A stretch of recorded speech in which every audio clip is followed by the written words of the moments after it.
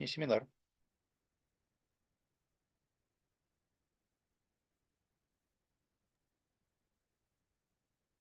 Я ввожу нашу билингву на доску. Сейчас видно?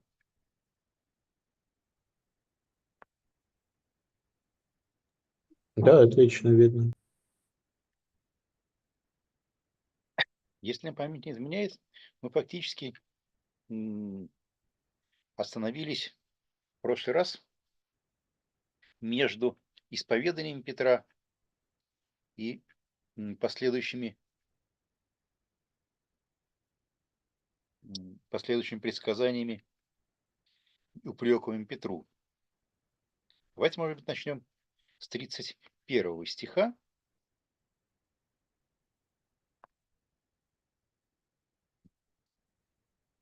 Да?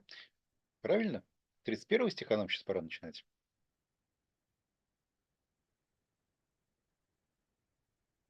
Антон Гуннарович, да? Прочтите 31 стих. Вы с нами?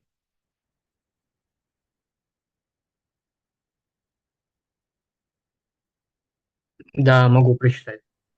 Прекрасно. Kai erxoto didaskai autus voce Dei conjugion tu anthropo olapatein kai apadoki mastenai hypoton presbyteron kai ton archiereon kai ton grammateon kai apactantenai kai metatreis hemeras анастенай. Да.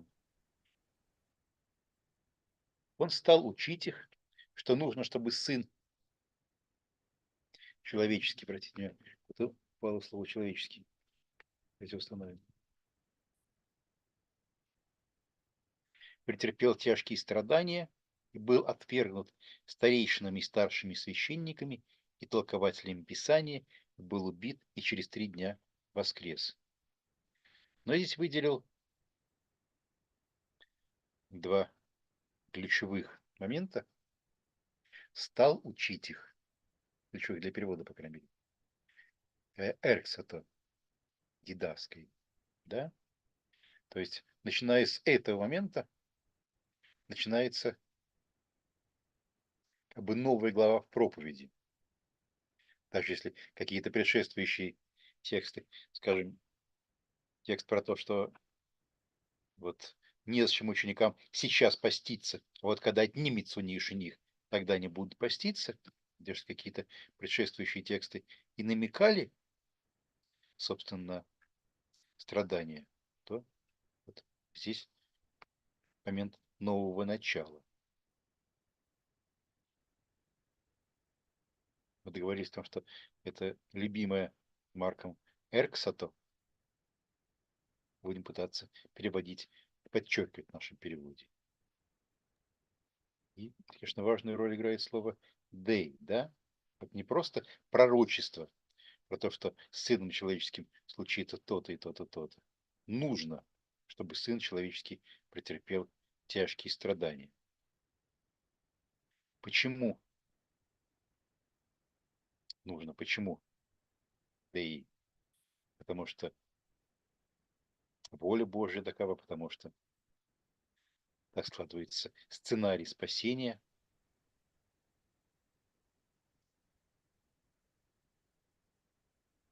Но про какие-то отдельные моменты этого текста, безусловно, центрального, да, во всем Евангелии. С этого момента начинается поворот. Собственно, это краткое summary всего, про что Евангелие Марка повествует. Про какие моменты мы здесь говорили. Скажем, мы разбирали связь темы 3 дней с текстом Осии. Joel, do you want to add something to our discussion of verse 31? Well, I did want to ask, so why did you translate erxato as stal rather than nachal? In fact, in Russian, stal and nachal are mostly synonymous expressions. I think that we should render the Markan erxato in a more or less consistent way. For some other passages, for example, in verse 32, it is stylistically better to use stal than natural. Okay, so it's not a difference in meaning. I mean, I thought that stal uchits would mean something like just conveying the imperfect. He was. No. Both natural and stal conveys the meaning of the beginning of something. Okay. Right. The difference is more stylistically, but it's not so easy to explain it. Maybe because I think it's significant that he only uses erxato with the first of the three passion predictions. So I think it should be taken seriously. At least, this is he's beginning to tell them about his coming suffering and death. Yes, I think that this is implied both by on stal uchitich and by on natural uchitich. Okay. Yeah, I mean I think maybe the larger exegetical question, for the whole gospel is, as you say, the day, is a very important word, and he's saying that this must happen. But then why, when it happens, does he seem to be so distressed by it? In chapters 14 and 15. I mean, there's a certainty that he expresses here, and basically throughout the first half or more of the gospel, that then it's somewhat in tension with what happens in the passion narrative. That's like a larger theological question, I think, about what's going on. Yes, probably the most important question related to this is whether this understanding that all these has to happen day, whether this emerged with the early Christian movement, or whether it was inherited by early Christian movement from its environment. You mean from the Jesus tradition itself? Yes, in fact, there are two related questions: whether it was whether it goes back to the Jesus tradition, or whether it was a creation of early Christian movement after the gospel events. And the second question, whether this was inherited by the early Christian movement or Jesus tradition from its Jewish environment, or whether it was it appeared the idea that the Messiah must suffer and go through all this path of death and resurrection, whether it was formed before Jesus movement or within the Jesus movement. And I think, very common answers in the 20th century were A, it's a creation of the later church, and B, that it's very difficult to find evidence for the idea of a suffering Messiah in pre-Christian Judaism. Or, I would say the evidence is lacking for that idea of a suffering Messiah. I mean, you have the Isaiah 53, servant of the Lord, but the coalescence of that expectation with the Messiah expectation you don't see in the Old Testament, or I think in pre-Christian Judaism. Okay, so far you told us that for the scholarship for the 20th century, these were the most widespread answers to the two questions that I formulated. Well, and I guess I was saying that I certainly agree with the second answer, the second one. And I'm not sure about the first, but I think I think you could make a strong case that, that like the day in 831 expresses the faith of the church. And, it's partly an answer to the question, that was certainly posed to the church of, why did your Messiah end up on a cross?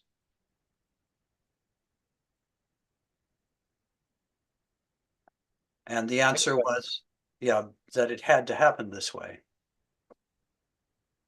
Yeah, but in any case, this is definitely pre-Markan, because we have the same understanding in other Gospels as well, that the Son of Man goes according to what had been written, what was written about him. Well, yeah, and also 1 Corinthians 15, Paul, that this happened according to the scriptures. So certainly it is pre-Markan, yeah. But whether or not it goes back to Jesus, I think is a very difficult question. Did he expect his death?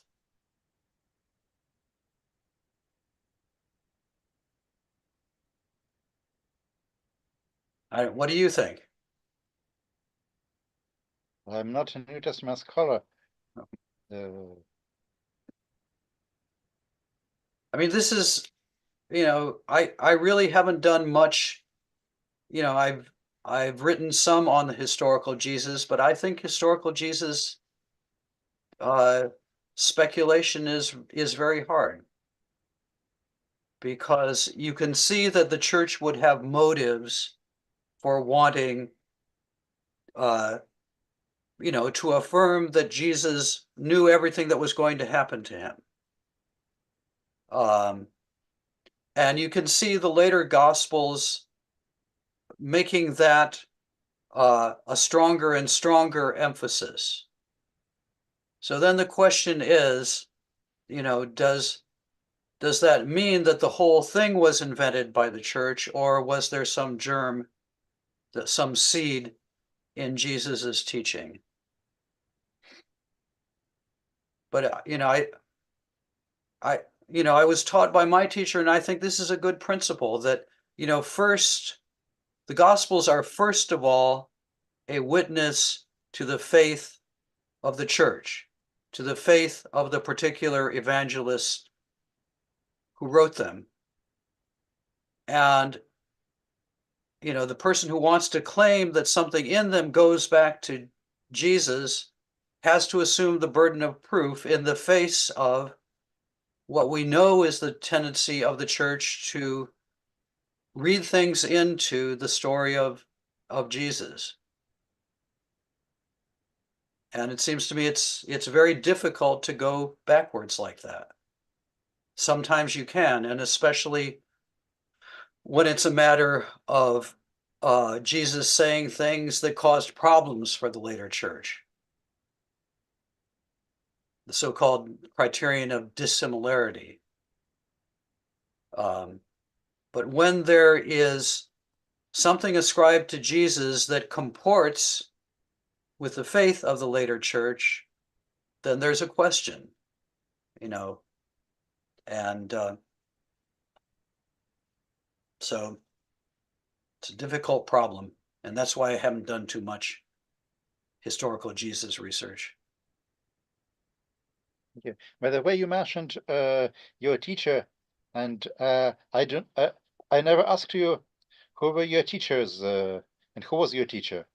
Well, my advisor was Louis Martin, J. Louis Martin, who wrote on John and on Paul.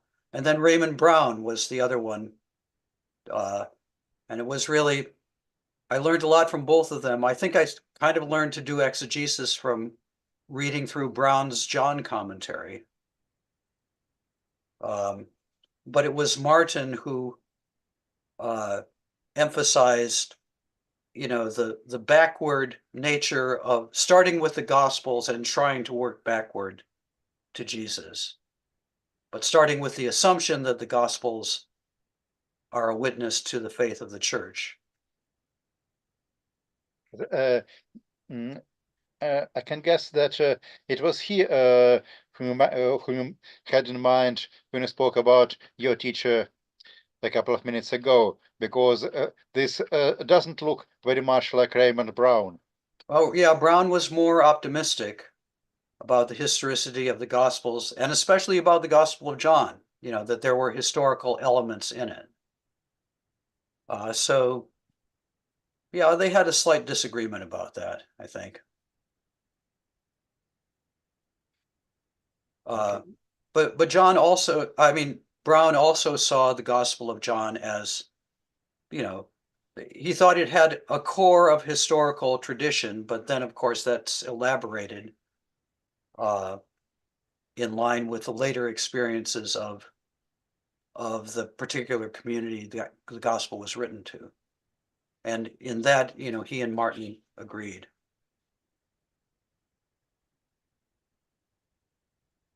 But Raymond Brown loved the Gospel of John, and he wanted the Gospel of John to be first in everything, even in historicity, to a certain extent. He wanted John to be the one. He didn't, for example, he didn't think that the Philippians hymn in Philippians 2 speaks about the divinity of Christ. He liked Jimmy Dunn's interpretation of that, which I don't think works. But I think it was partly because he wanted John to be the first one to say that Jesus was actually God. That's my psychological analysis of his love for the fourth gospel. Okay. Thank you.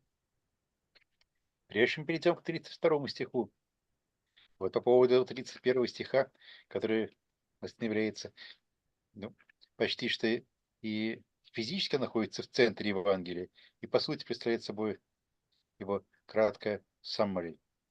Есть еще какие-нибудь у нас вопросы или замечания?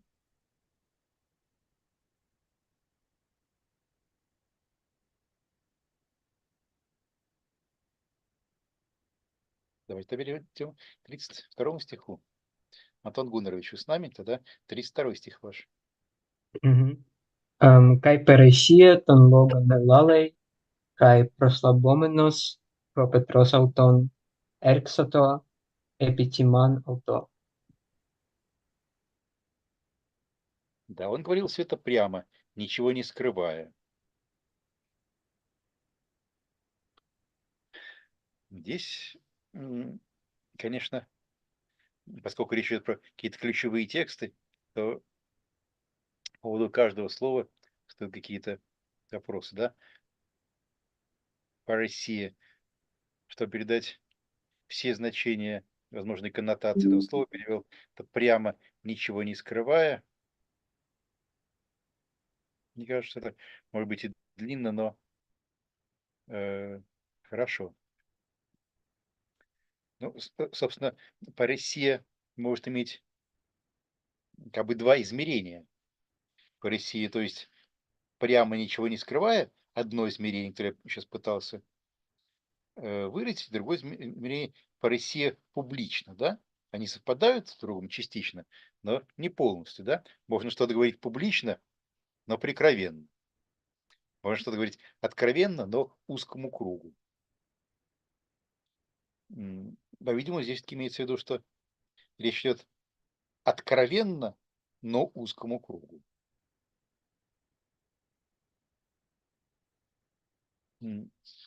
Конечно, здесь еще видим греческое, он говорил не просто что-то, какие-то предсказания, он говорил то логон, да? В какой степени здесь этот хологос может пониматься как какой-то технический термин, указывающий на какое-то ядро Евангелия, да? Я это все-таки перевел как все это, не подчеркивая, не пытаясь буквально перейти словом слово. Да, вот это интересный вопрос. In discussing the Russian translation of 38, 32a, Yeah, you didn't use slovo. Yeah. yes. Why not? Yeah. To what extent can we assume that hologos here is a technical term probably synonymous with to evangelion? Yeah. I think it is significant that, this is kind of the heart of the Christian proclamation, that it was necessary that Jesus suffer and die and be raised again. So it is kind of a charismatic summary, I would think, and that since hologos was, already probably a Christian technical term, I would think that for Mark's readers, it might, carry, such a weight, so that, I guess I would want to translate it with eto slovo, or just slovo. Yes, in the English translations, we have the saying, New American Standard, and he was stating the matter plainly. Yeah. Uh-huh. He said all this. He said all this. Well, let's see how I translated it. Let's look. Oh, yeah, I said he was making this statement, frankly. Statement. Yeah. Statement think- is yeah. in English, I think, a bit more technical Yeah. term than just stating the matter, but said all this quite openly. Yeah. No, I'm not sure that I did the right thing by translating it with statement. But it would be a little bit awkward to translate it, he said this word. Yeah, it sounds a little bit funny if you translate it that way, but I think there is a nuance of hologos as, technical term for the central charismatic proclamation. In Russian, at least in ecclesiastical language, one can say slovo, meaning not just a word, but a sermon or a statement. For example, слово Иоанна Златоуста на Пасху. This is not just a word, but The sermon. Well, yeah, and how about Novoye Ruskoye Slovo? Wasn't there a newspaper called that? Yes, русское слово, да. Что скажет наша русскоязычная аудитория? Native speakers of Russian language. Можем мы сюда вставить? Он говорил это слово прямо.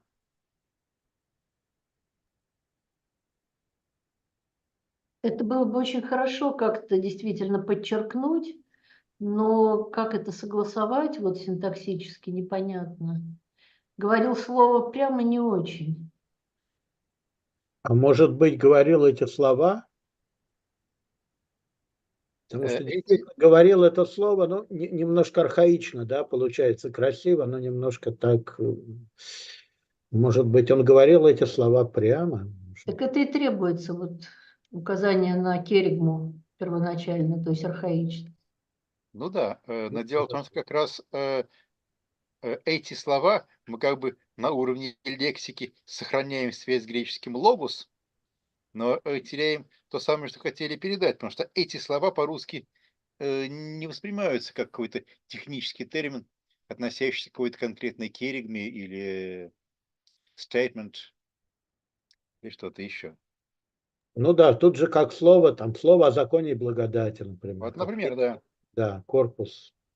Сложно, конечно. это слово, весть, что еще у нас может быть такое?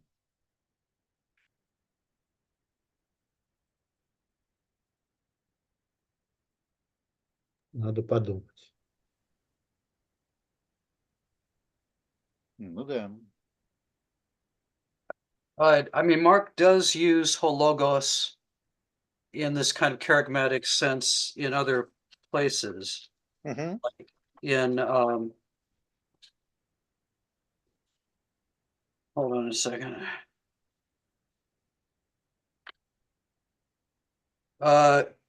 Chapter 2, verse 2, maybe. Elale autois ton logon.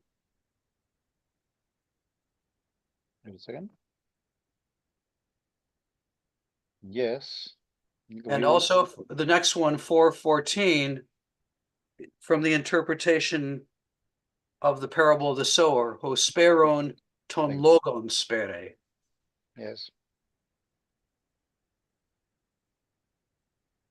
And then throughout the interpretation, it's all about, the seed is the word. Yeah, and also at 4:33, as you're showing.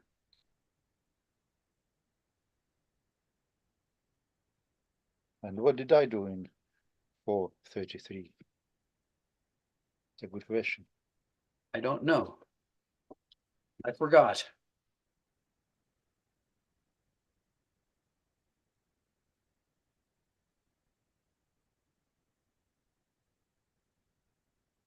Я писал, и еще много таких притч он рассказывал слушателям, чтобы донести до них слово. Чтобы донести до них слово.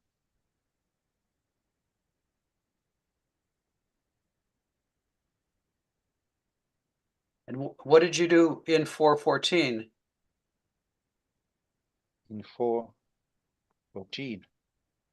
Wait a second.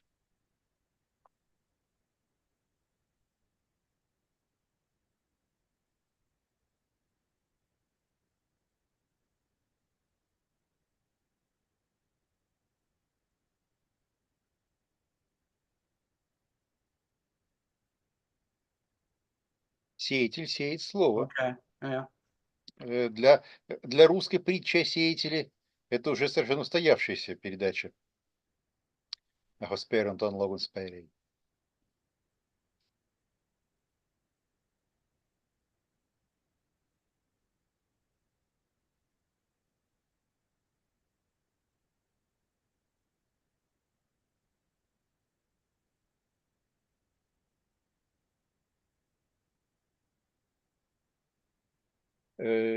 Мне поступил вопрос в чате, что я имею в виду, говоря про технический терминус technicus. я имею в виду какое-то слово или выражение, которое приобретает смысл невыводимый вот просто из того, чтобы взять словарь обыденного языка, да, когда вот слово, например, перестает означать просто лексему или словоформу, а начинает, по крайней мере, в языке какой-то конкретной общины обозначать символ веры этой общины, то вот это можно говорить, называть техническим термином, terminus technicus. В том случае слово технический означает не какое-то такое пренебрежительное к нему отношение, а то, что слово слово или выражение приобретает некоторый смысл в языке данной общины или данной профессии, которая из общего словаря не выводима. Ясно, спасибо, да. А то все время встречаются эти технические термины. Ну что, давайте, раз у нас встречалось.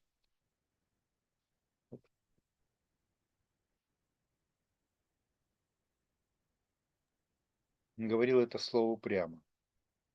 You don't want to have one of your famous votes, democratic votes about. Okay. Yes, it's a good idea. Давайте проведем democratic vote.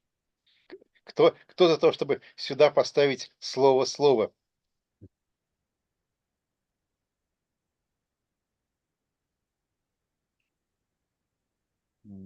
Я не всех вижу.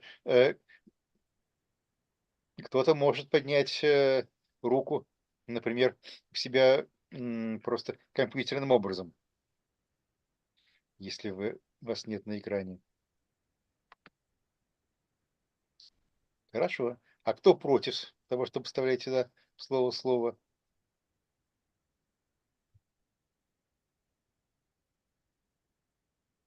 Пока не вижу поднятых рук. А только Антон Гунарович.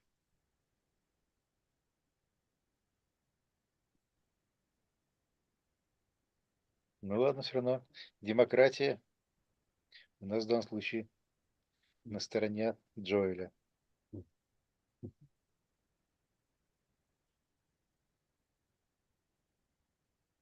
I have to embrace democracy while we still have it in my country. So In your country, there is a lot of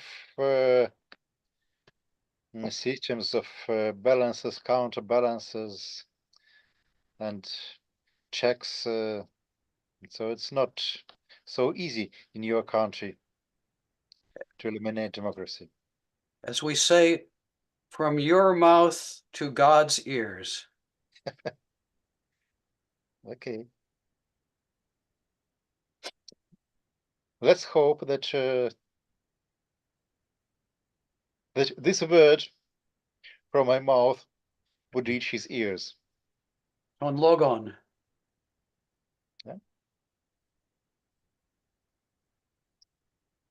Да. Говорил слово прямо. Ничего не скрываем. Конечно, по-хорошему здесь, если уж совсем говорить про terminus technicus и как это переводить.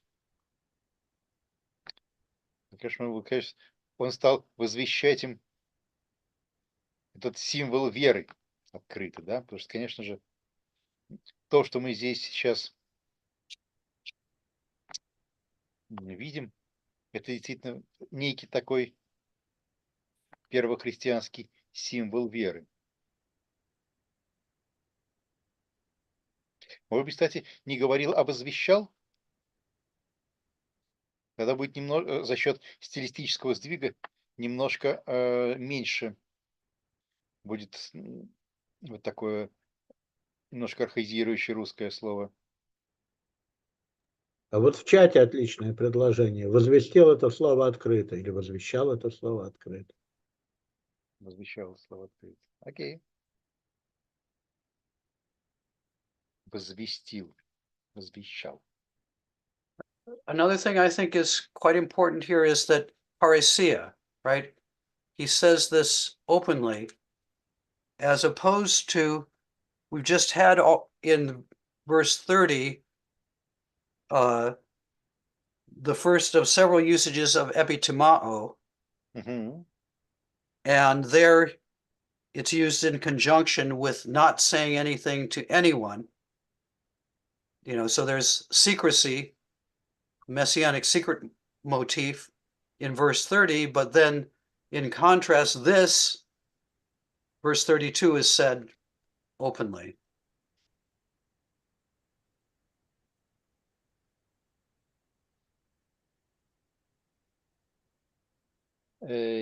Yes, I remember in your commentary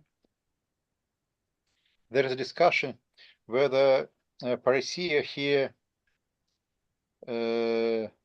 refers to public speech or still does not imply the publicity in this sense, but rather refers to speaking to a small circle of disciples. Yeah, I guess maybe it's I don't think that, there's a crowd there, so it is just to the disciples, but still there's a contrast being made between parousia and what you have in verse 30. This part of the proclamation is open, whereas the other one is, shouldn't be told, at least not for now, right? So I think that is a deliberate contrast. This may be, but on the other hand,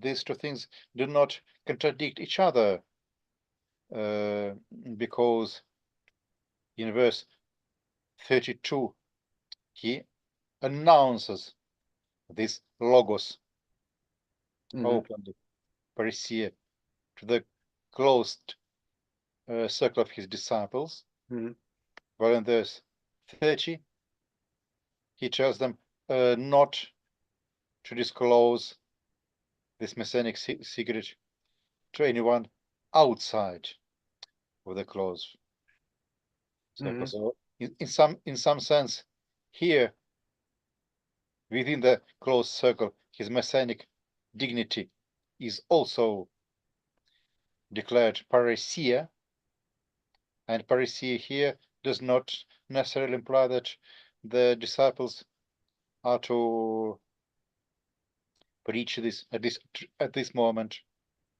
outside of their circle. Okay, yeah, I like that, but I also think maybe at least part of the question in Mark is not just whether or not Jesus is the Messiah, but what sort of Messiah he is. And namely a suffering Messiah. And as we can see by, Peter's reaction in this passage, and this, I think, also says something maybe about what we were talking about before. Was there the idea of a suffering Messiah in pre-Christian Judaism?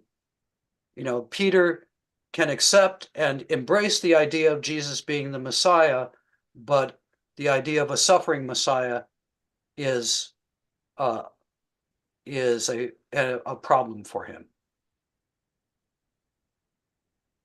Okay, this invites us to move to 32b, the translation of 32b.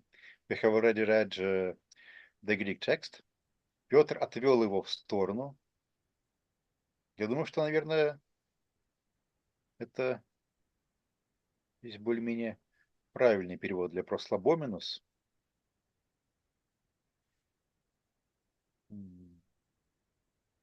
Зачем Петр отвел его в сторону? Опять же, мы можем здесь посмотреть, какие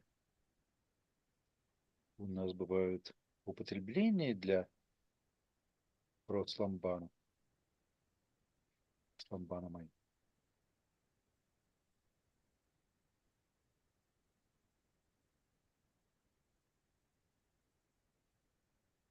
В Евангелиях только в одном вот этом месте. У Марка и в параллельном месте Матфея.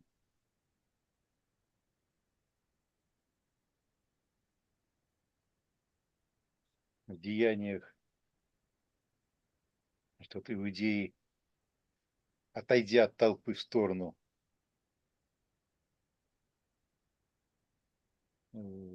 устраивают такой вот некий заговор против Павла и силы, да? В сторону куда-то отошли.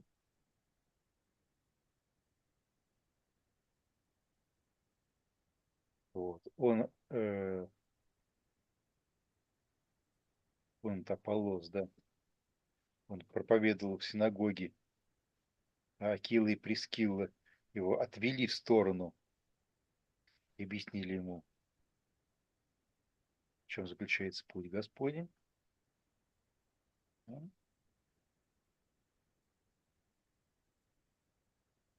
Не про то. Тоже не про то. Это почему тоже не про то. Вот. В целом, да, идея такая, что кого-то отводят немножко в сторону, чтобы сказать что-то, что не предназначено для ушей всех, что не предназначено для широкой аудитории.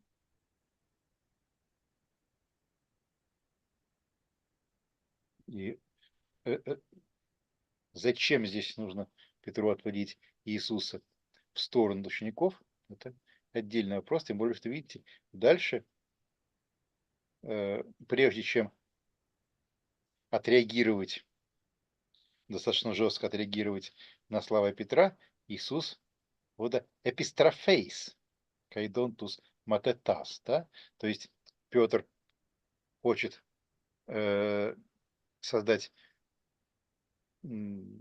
какое-то пространство, где он и Иисус были бы отделены от учеников, а Иисус восстанавливает единое пространство, в котором находится он, Петр и ученики.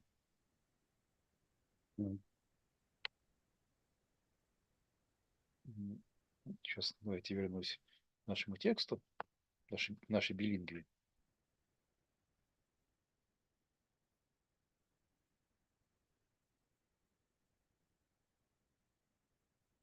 Петр отвел его в сторону и стал или начал запрещать ему это.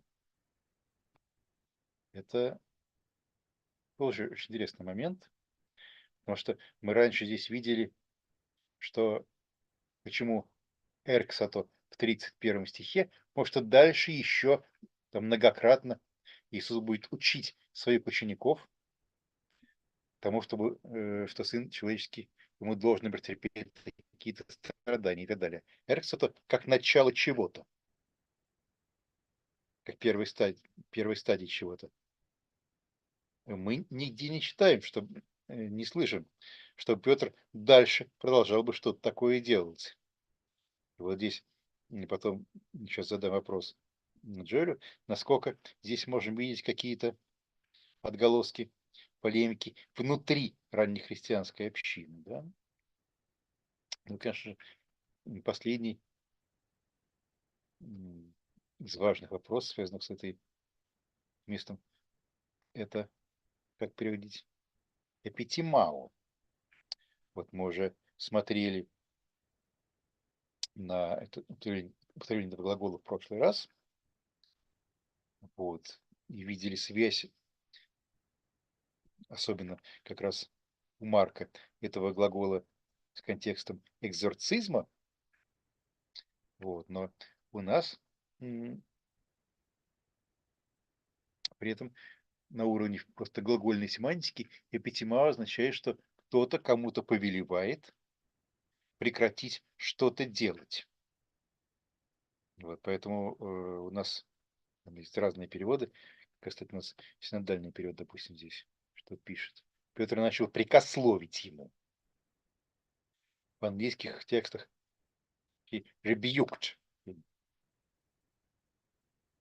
Вот, мне кажется, здесь очень важная, как мы видели в тех местах, на которых мы останавливались, тема запрета. Здесь, на секунду встану, включу свет, то темно становится.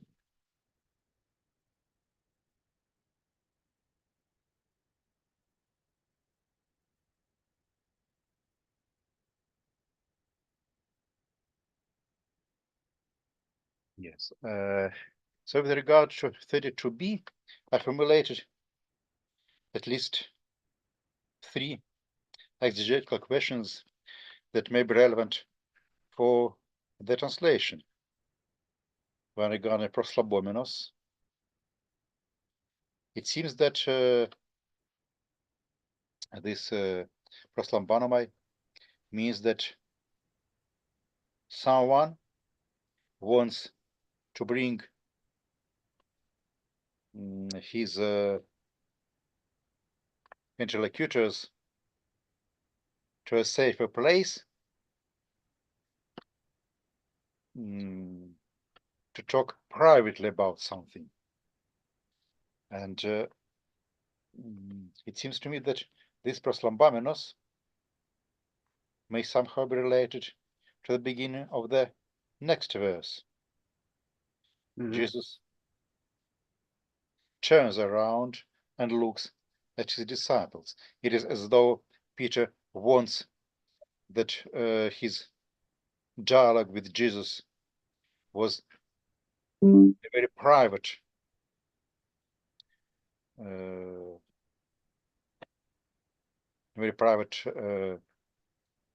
place, private space, so that even other disciples wouldn't hear it. But Jesus restores the unity of the space, which includes Jesus, Peter, and other disciples. Then, Yes, I like that, and I'm not sure I ever thought of it that way, but that seems plausible to me. But I do think the other thing that's important is, who is Peter? Is he just an individual, or does he stand? I mean, he is an individual, but I think he also is associated with the other disciples. So he, and he's also associated with the early church. At least I think that when looking at Markan narratives, we should always take into account the possibility that Peter is a figure standing for the early church and early church authorities. I agree with that, yeah. And this is related to my second question. We spoke about that famous Markan erxator, which usually refers to a first occurrence of something which later should be repeated, or the beginning of something that later should be prolonged. For example, ka erxator didaskein in verse 31, that's a clear reference to the fact that Jesus did several predictions of his future passion, resurrection. This is the first one in this chain, so he erxator didaskein. But as far as I remember, we do not have anywhere later in the Gospel of Mark any references to Peter rebuking Jesus or stopping him or being otherwise in some controversy with Jesus? So my question is whether this exeter here, can we understand this as a reference not only to Peter's activities, but also to some activities of the church leaders in the early church, as though Mark wants to say this was the first time when Peter and his successors openly contradicted Jesus.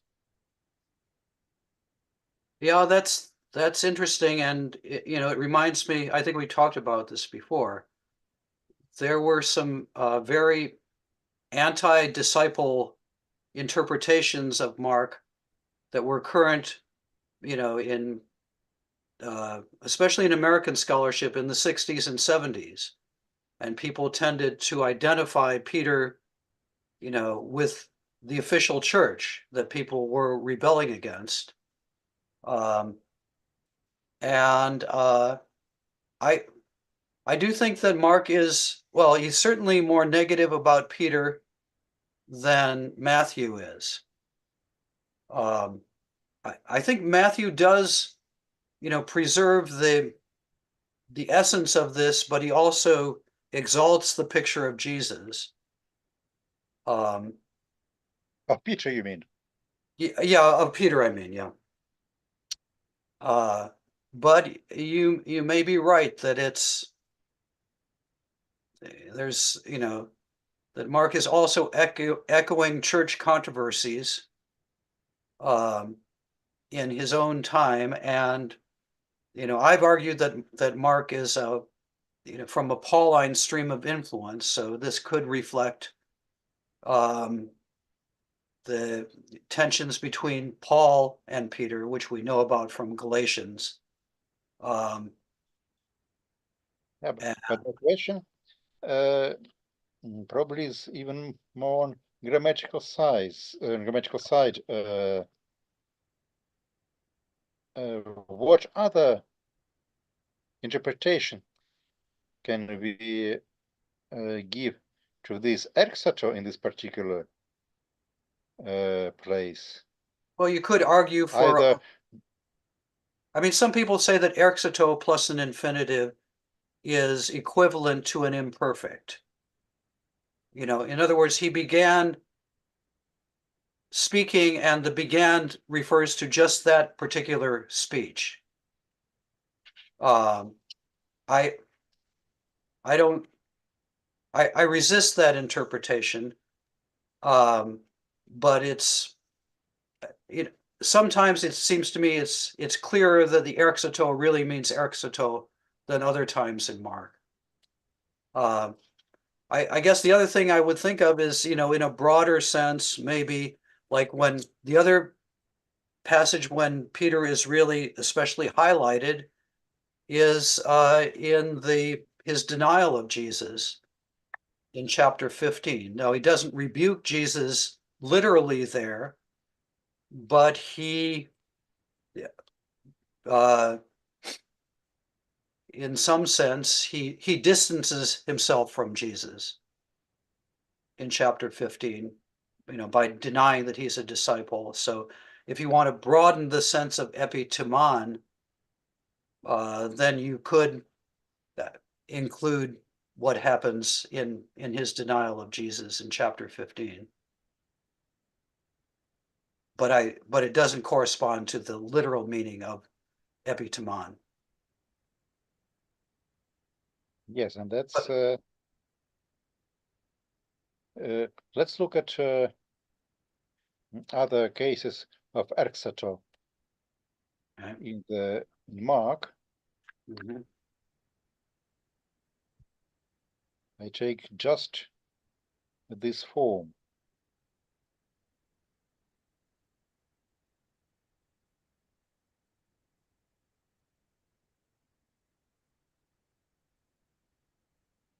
One 45.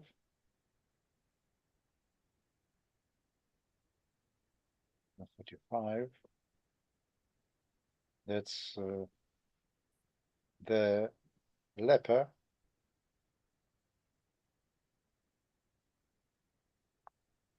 Yeah, no, I think there, you can say, so I think in a passage like this, that's open to this sort of interpretation you're wanting to advance, that it looks, this man's going out and beginning to proclaim the news about Jesus looks forward to what the church does, about narrating the great acts that Jesus performs. Yes, that's this is the first act of proclaiming about Jesus. Yes. Yeah, except for Jesus' own Yes, except for Jesus' own academy. Yes, but this is the first time we hear that someone other than Jesus proclaims. Yeah, proclaims about Jesus. I think the verb is used with regard to John the Baptist, but that's also related to the coming of the Messiah. So, Yes. okay. Then Jesus starts. So, yeah, you've also got 2:23, which you're not picking up here. 2:23. Yeah.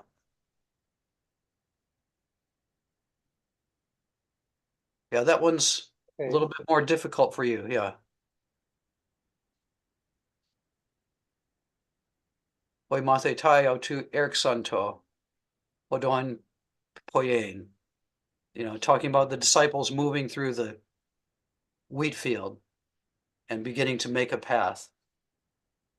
So I think it's more difficult to see a lot of theological significance in the erksanto here. Yes, this is more like just a narrative. Just a narrative, a setting of the scene for the later controversy. That they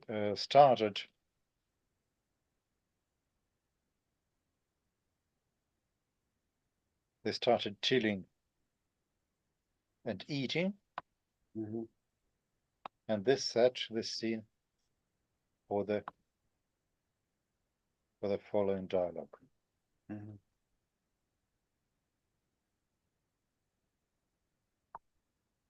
Okay, maybe my idea to see in 8:33. Well, no, I'm not, as we say, pouring cold water on it. It's just, in some passages, it seems to me, the transparency of this to what's happening in the church is more clear than in others. And I think I've argued for more of those than others have done. And I mean, you have similar, yeah. And I like it. Yeah, I mean, 4:1 is also, 4:1 is Jesus beginning to proclaim the parables, and you could say that Jesus' proclamation goes on. This word about the parables is continuing to circulate in the church. And similarly in 5:17 and 5:20, and especially 5:20, he goes out and he begins to proclaim. He's a prototypical disciple. He's spreading the news about Jesus and how Jesus casts out demons.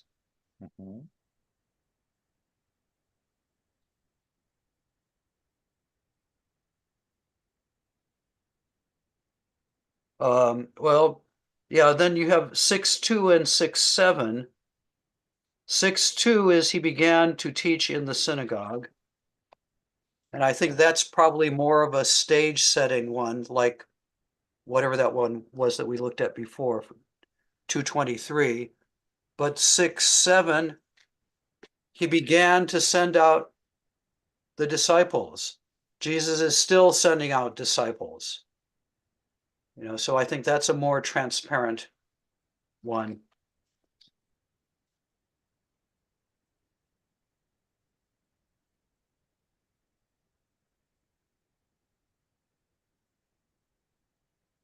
So I would say that with a lot of these, you can see, a two-level thing going on. And maybe with most of them. Okay. And the last translational question, of course, is how can we render epitimao? Because in most other cases, this has on the one hand some connotation with violent rebuking, often in the context of exorcism, but it also means on the semantical level that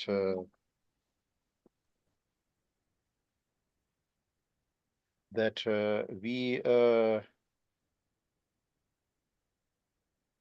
someone stops or prevents some other person from doing something. For example, Jesus preventing demons from disclosing his identity, and so on and so on. По-русски по-разному это передавали. Скажем, в синодальном переводе прикословить, перечить.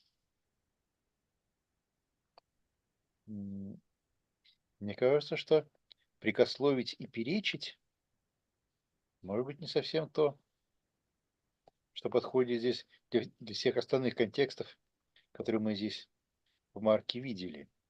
Да? Ведь скорее речь просто восстанавливать, запрещать, to prevent. A sort of violent prevention, someone from doing something. That certainly makes sense in this context, right? He's trying to prevent Jesus from going to the death that Jesus has just talked about. Yes, because I think that English rebuke does not have this semantical meaning of preventing someone from doing something or stopping. True. In the same way as Russian verbs прикословить или перечить. Петр стал запрещать ему это. Окей. Кстати, вот этот перевод в данном случае эпитимao как запретить, запрещать, он вам в целом более-менее, мне кажется, адекватным здесь. Я обращаюсь к нашим русскоязычным коллегам. Может быть, удерживать от этого? Мне бы хотелось для этого глагола, который действительно таким сквозным образом проходит сквозь Марка, сохранить какую-то последовательность. Вот даже если здесь, можно сказать про Петра, что он пытался удерживать Иисуса, то там, где Иисус что-то запрещает демонам, он их все-таки не удерживает. И даже вот несколькими стихами выше, вот где Петр, видите, запретил им, ученикам, кому бы то ни было говорить про него, эпитимесен, он все-таки им запретил, а не то, чтобы удерживал их. Да. Мне кажется, что именно такой вот некоторый акцент на насильственности этого дела, как запрещать, даже на том, что этот глагол предполагает, что запрещающий как находится иерархически выше того, чем тот, кому он запрещает, как Иисус по отношению к демонам. И даже, может быть, вот эта ассоциация с экзорцизмом и демонами тоже здесь не бессмысленно. Как раз вот в комментарии Джоэля не встретилась как раз мысль того, что здесь словно бы Петр оказывается на стороне тех, кто говорит Иисусу, что он изгоняет бесов силы владыки бесовского, и что бес в тебе. Просто каждый отдельный термин, вот эрксото и эпитимао, они переведены правильно, а вот вместе стал запрещать, вот как себе представить это действие, стал запрещать. I wonder if, I mean, does the word epitomon itself imply an attempt to silence, or is it just that it occurs in Mark many times in conjunction with an attempt to silence? And so I'm not sure if I think that the word itself, in itself, implies trying to silence someone.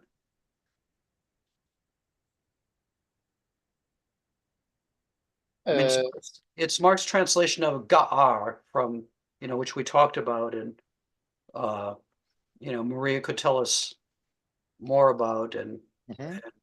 and both you and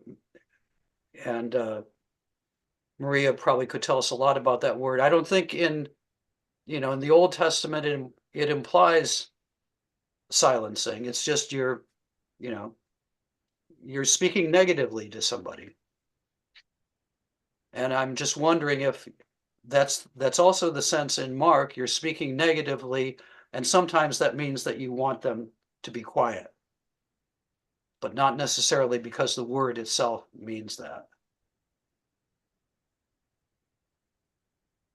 Yes, but in Mark, the link with these semantics is very much stressed. Yeah, I think because of the demonic background of this, which you mentioned earlier, right? I mean, that's really important here. And after all, Jesus is going to call Peter Satan.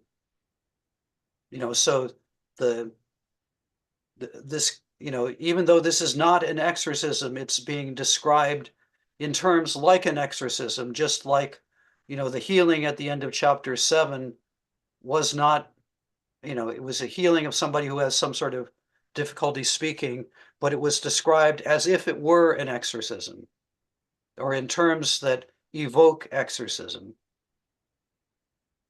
And I think it's similar here.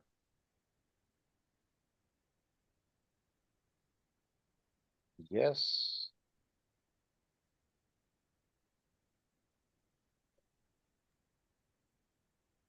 Может быть, попробовал остановить его или хотел остановить его.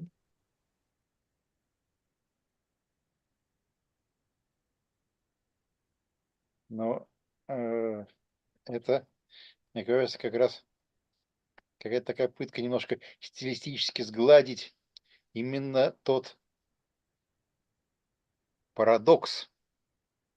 Вот, когда мы здесь видим, что Петр пытается говорить с Иисусом, как Иисус говорит с бесами и содержимыми.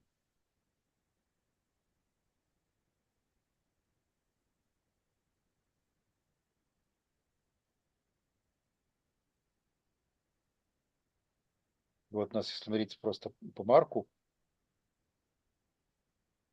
Марк 1:25, Иисус запрещает демону говорить. Битимесно то Иисус легон фимотати, чтобы он не говорил про то, кто такой Иисус. То же самое Олай Питимаутойс 3.12, 4.39. Интересно, что вот здесь 4.39 синодальный перевод переводит эпитимау тоже как запретил. Он, видимо, запретил, ну что делать? Не запретил, в смысле, запретил ему говорить, а просто запретил ему бушевать. Mhm. 8.30 он запретил им, чтобы они никому не говорили о нем. Дальше вот наши места 8.32, 8.33, о которых мы сейчас говорим. Марк 9.25. Иисус, опять же, запретил духу нечистому. 10.35. Ученики запрещали приносить детей. И запрещали слепому вызывать к Иисусу. In other words, in Matthew at least, in every place, this is not always silencing, but always the idea of stopping. Okay. True. Yeah. But in Matthew it's not heard from Mark.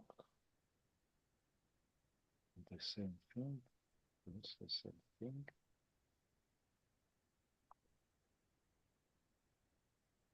Once again, the context of exorcism. It's the same as in Mark. In Luke.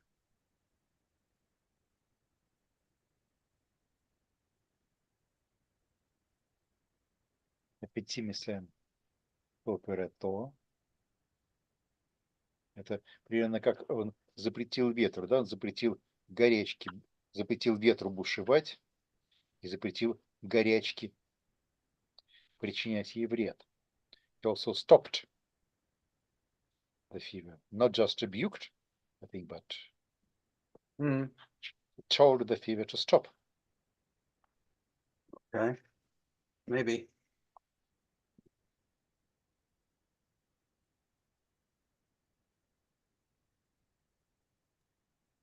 Silence. That's the context of exorcism.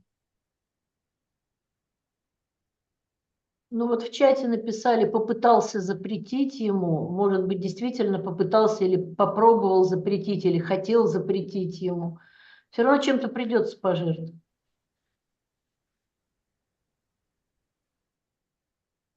Окей, но вот немножко другой Лука 17.3. Здесь непонятно, что именно нужно остановить брата. Скорее как-то выговорить ему, да?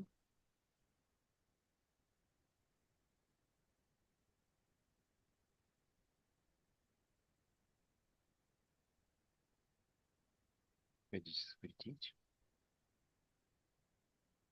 I mean, I guess you could say, if you're rebuking somebody, you're rebuking them because they're doing something you don't like. And Yeah. so you want them to stop doing that. Yes.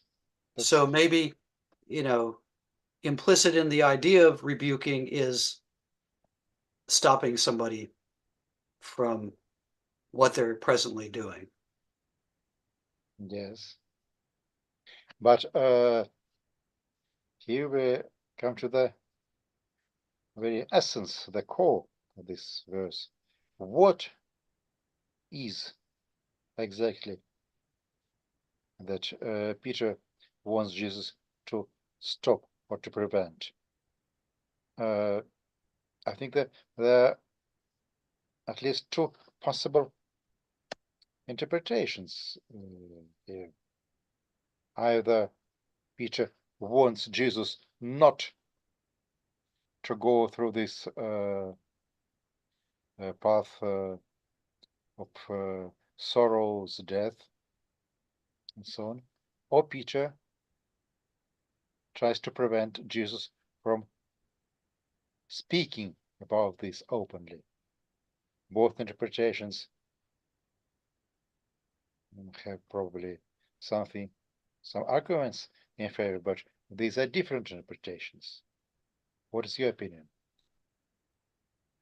I guess I never thought of the second possibility, and like I think most exegetes take it as the first, that Peter doesn't want Jesus to die, and it's a problem for him, as it is.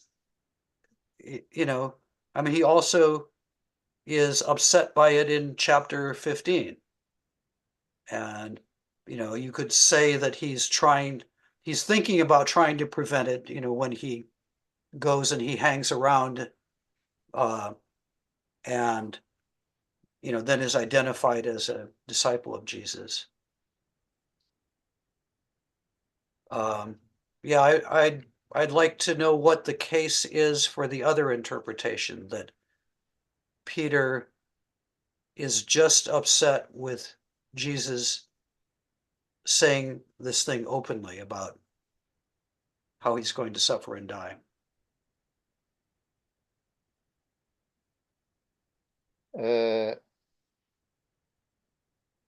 I'll try to construct some case for this.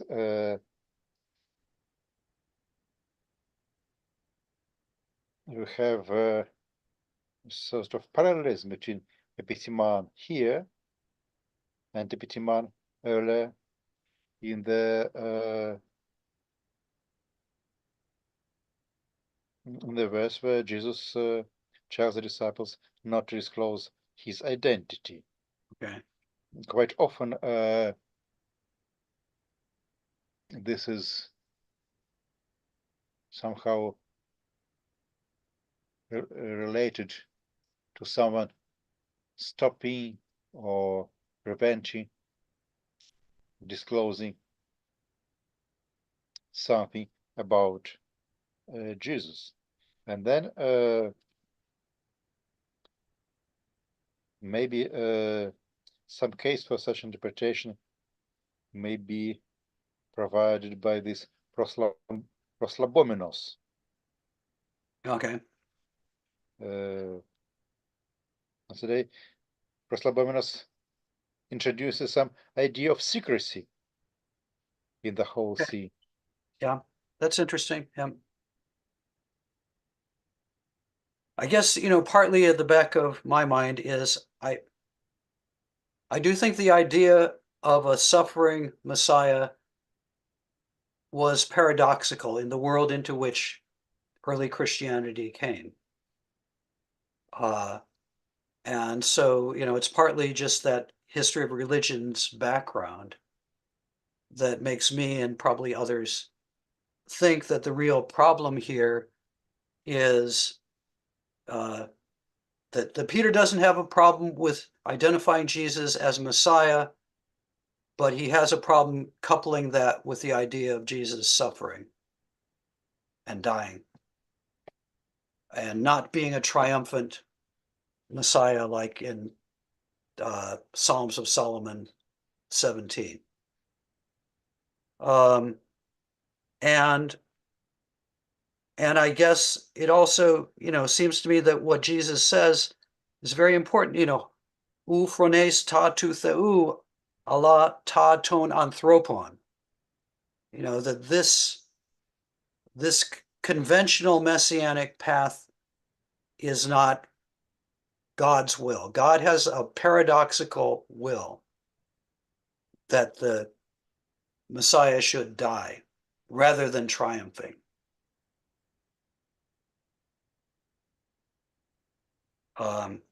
And I mean, the terminology is very stark, that there's just, it's apocalyptic terminology. There's two paths, ta tu theou, ta ton anthropon.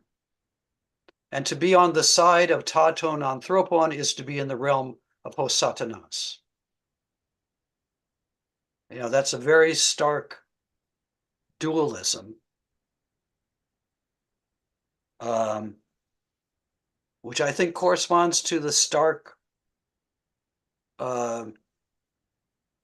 countervening of expectations that was the basic Christian proclamation, you know, that God's warrior, Messiah, has to die.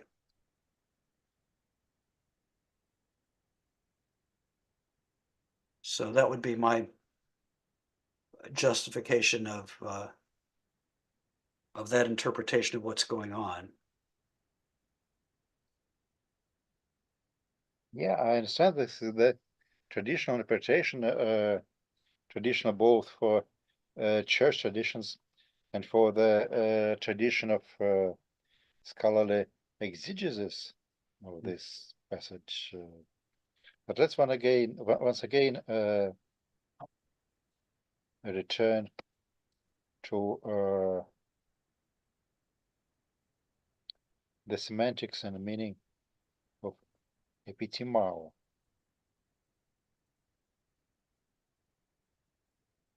Epitimao in Mark.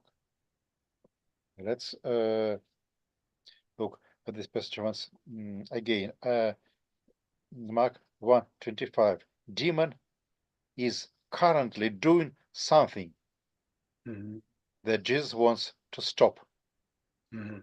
He says something to the demon in order that the demon stops. Epitimisin auto Iisus lego phimotati. Do not do what you are doing now. Okay. The same 3:12. In 4:38 through 39, there's no question about the wind disclosing Jesus' identity, but in any case, the wind does something, namely stirs the waters, and Jesus forbids this, stops the wind from doing something that he was doing just at that particular moment. Well, I'm going to have to go in a minute, so let me Okay. just, can I interrupt right now and Yes, say, okay. yeah, I agree with you. He's trying to stop Peter from doing something. In other words, he wants to stop Peter from trying to stand in his way and from going off on this path that will lead up to Jerusalem and to suffering and death. So I don't think I agree that, you know, as I was saying before, even, you know, back ga'ar, you know, also implies somebody is doing something you don't like, you want them to stop it. But I guess the question that we're debating is, what is it that he wants to stop and why? And does he just want to stop Jesus letting the secret out of the bag, you know, too early in the story? Or is it, you know, this kind of deeper question of which, you know, eventually becomes a question for Jesus himself. Must Jesus go through with this path, with going treading this path of suffering and death? And maybe, you know, if I were going to psychologize Jesus, I would say maybe this is, you know, it's a problem within himself. And you know, so that's partly why the rebuke is so fierce. It's a question for him. Okay, this is an important question, and I suggest that we start our meeting next Thursday with this Okay. particular question. Oh, I thought Maria wanted to say something. Yeah, I also wanted to raise a question maybe for the next time. And I just wanted to ask you, what do you think about whether here the Son of Man and Messiah are identical, or these are two different figures, and whether is it sure that from the context that Jesus is speaking about himself here and not about just a person, a Son of Man. Okay, well, this Because is he never names himself Son of Man, as I remember. well, this is a small question, but no, Okay. it's a very large question. Yeah. So yeah, let's talk about it next time. Yeah. Let's. Okay, I have to go. I have lunch with somebody in Yeah. 15 minutes. So Thank you, Thank Joel. you. до свидания. Bye-bye. Понятно. Спасибо всем, кто с нами был. Вот мы все подходим к каким-то самым важным, стержневым вопросам нашего Евангелия. Ну, давайте вот с них тогда и начнем в следующий наш четверг. Спасибо всем. До свидания. Спасибо огромное. Спасибо, до свидания, спасибо. До свидания. Спасибо, до свидания. До свидания, спасибо.